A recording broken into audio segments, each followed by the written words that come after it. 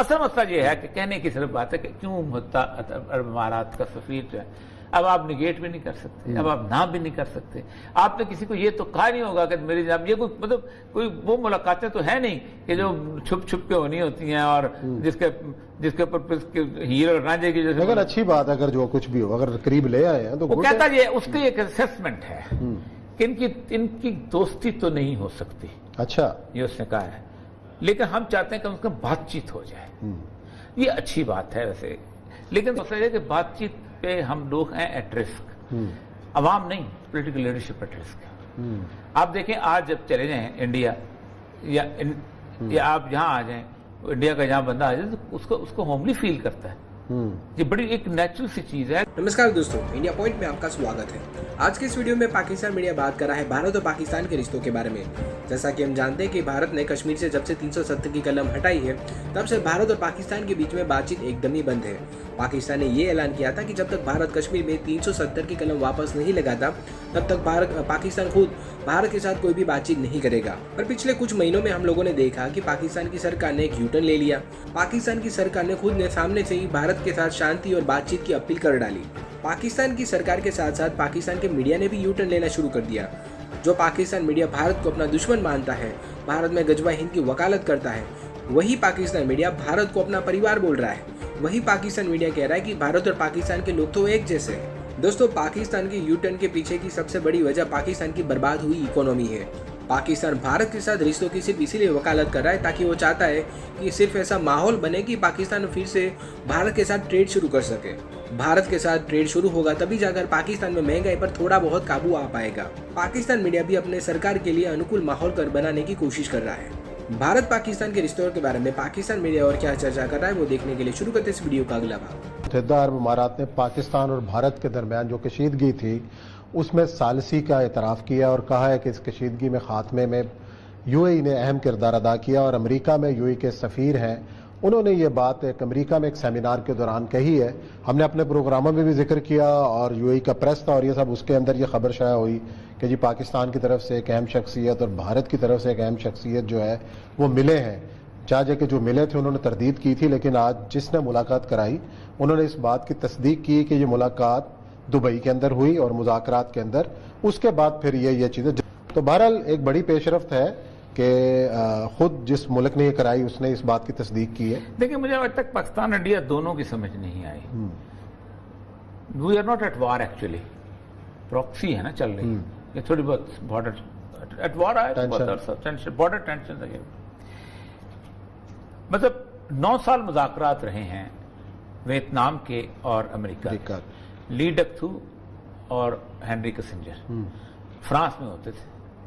ہر بندے کو پتا ہوتا تھا مذاکرات ہو رہے ہیں، ہر بندے کو پتا ہوتا تھا مسئلہ، جنگ بھی چل رہی ہوتی تھی، بندے بھی مر رہے ہوتے، امریکن اپنی لاشیں بھی اٹھا رہے ہوتے تھے، وہ بھی اپنی لاشیں دفن کر رہے. ان کو پتا پہنچے، دنیا ان کے لوگوں کو بھی پتا تھا، ہمارے لوگ ان کے امریکیوں کو بھی پتا تھا کہ ہمارے جانے جا رہی ہیں، ان کو بھی پتا تھا ہمارے جا رہے ہیں، سارا کچھ ہے.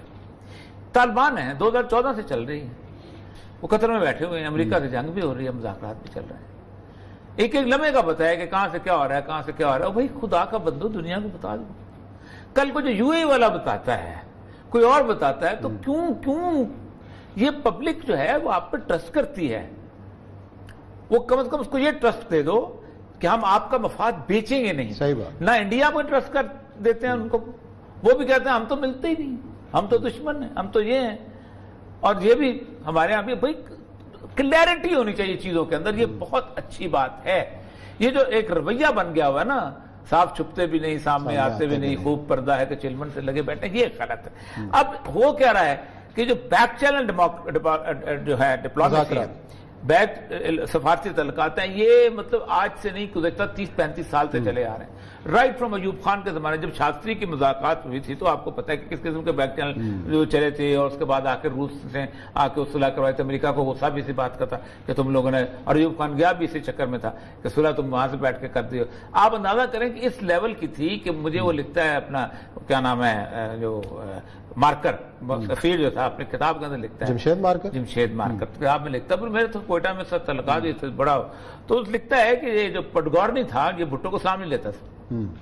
یہ فیکٹس ہیں ہمارے.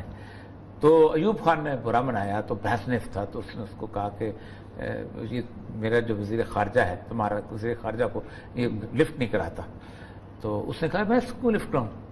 یہ رات کو امریکن سفیر کے پاس جا کے ہماری ساری باتیں بتا دیتا ہے. اچھا، یہ بھٹو کے بعد، اور بھٹو نے آپ وہاں سے پھر نکلا ہے اور پھر اس نے موومنٹ چلائی ہے. تو ایسے ہمارے ہاں جو ہے یہ کانسپریسی تھیوریز جو ہے نا، اسی لیے تو ایک طویل عرصے تک ہم یہ سوچتے رہتے تھے کہ زرداری چلا گیا ہے تو اب دیکھیں زرداری جو ہے نا کچھ نہ کچھ کر کے آئے گا. اچھا، فلاں چلا گیا ہے، بینظیر اب پہنچ گیا، امریکہ سے اپروول لے آئی ہے، فلاں فوج ہمارا جرنیل جو ہے وہ ہے، اب اس کی ایکسٹینشن بھی ہو جائے. ہم اس طرح کی کانسپریسی، اور یہ کانسپریسی تھیوری ہمیں نہیں، انہیں سوٹ کرتی ہے. انہیں اس لیے سوٹ کرتی ہے کہ وہ یہ سمجھ جاتے ہیں کہ اس پاکستان کے عوام اس بات پہ اب کنونس ہو چکے ہیں کہ یہاں تبدیلی ہم نہیں لا سکتے، امریکہ ہی لائے گا. صحیح. اور ہم نے امریکہ کو اللہ تبارک تعالیٰ کی جگہ پہ جو اللہ تبارک تعالیٰ تو تل ملک من تشاء و تنزع الملک ممن تشاء و تعز من تشاء و تذل من تشاء وجهك الخير، کہ دیکھو میں ہی بادشاہ ہوں، میں جس کو چاہتا ہوں بادشاہت عطا کرتا ہوں، میں جس کو چاہتا ہوں چھین لیتا ہوں، میں جس کو چاہتا ہوں عزت دیتا ہوں، میں جس کو چاہتا ہوں ذلت دیتا ہوں. بید کل خیر، میرے ہاتھ میں خیر ہے. اگر میں کسی کو ذلیل و رسوا بھی کرتا ہوں تو اس لیے کرتا ہوں کہ اس کے تکبر اس لیول میں بڑھ گیا ہوتا ہے کہ وہ نقصان اٹھا سکتا ہے. اگر میں کسی سے بادشاہ چھینتا ہوں تو میں اس بات سے چھینتا ہوں کہ کچھ عرصے کے لیے مطلب بابر سے بادشاہ چھینی ہے اللہ تبارک تعالیٰ نے. شیبانی اس کی بہنیں تک اس نے جو مال بنا لی، لیکن بابر کو کہا جاتا ہے کہ دنیا کا one of the best commander, کہ اتنی تھوڑی سی فوج لے کے فرغانہ سے بھاگا اور کہاں سے کیا دنیا کی اس نے مغل امپائر جو ہے اس کو سیٹ اپ کیا. اس علاقے کو جہاں کہ اس کے علاقے جہاں وہ عجیب و غریب آدمی کہا کہتا میں نے ڈھونڈا شربت پینے کے جہاں لوگوں پر برف نہیں تھی. اب اس کو جہاں پر کلر کار میں کہاں برف ملتی، کلر کار والا تو پتہ نہیں زندگی میں سوچتا ہوں کہ ٹھنڈے پانی کا اوپر. تو اصل مسئلہ یہ ہے کہ کہنے کی صرف بات ہے کہ کیوں عرب امارات کا سفیر جو ہے اب آپ نگیٹ بھی نہیں کر سکتے، اب آپ نام بھی نہیں کر سکتے.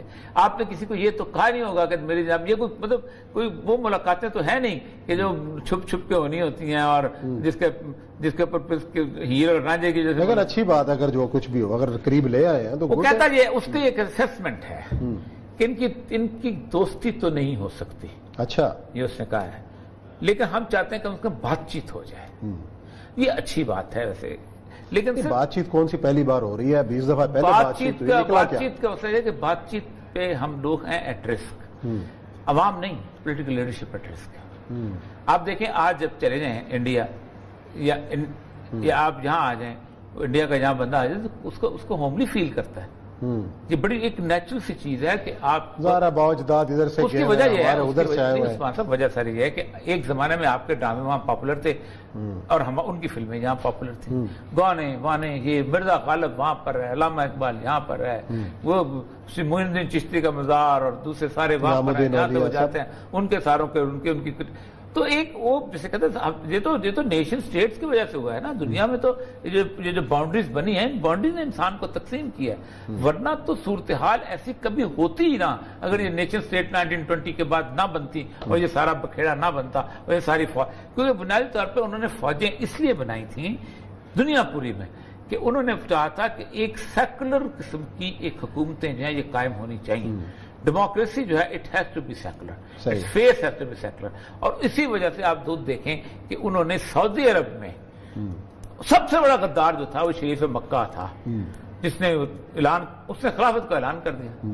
انہوں نے ایک بندہ اور تیار کیا ہوا تھا، 9 مہینے کے بعد انہوں نے آل سعود کو کہا خبر اٹھاؤ، اور پھر انہوں نے عرب کا نام اسلامی عرب نہیں رکھنے دیا، سعودی عرب رکھا ہے.